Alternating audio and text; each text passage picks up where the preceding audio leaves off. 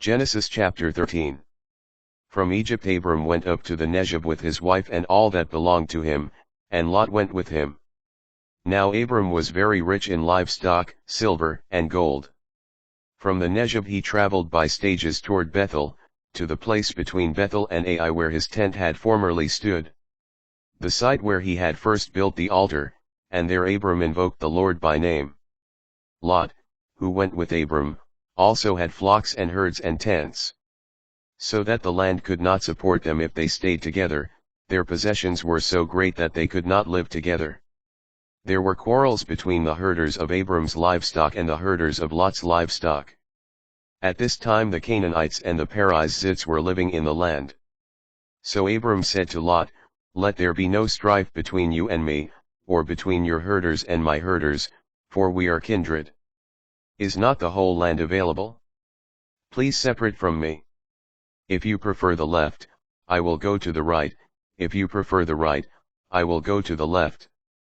Lot looked about and saw how abundantly watered the whole Jordan plain was as far as Zoar, like the Lord's own garden, or like Egypt. This was before the Lord had destroyed Sodom and Gomorrah. Lot, therefore, chose for himself the whole Jordan plain and set out eastward. Thus they separated from each other. Abram settled in the land of Canaan, while Lot settled among the cities of the plain, pitching his tents near Sodom. Now the inhabitants of Sodom were wicked, great sinners against the Lord.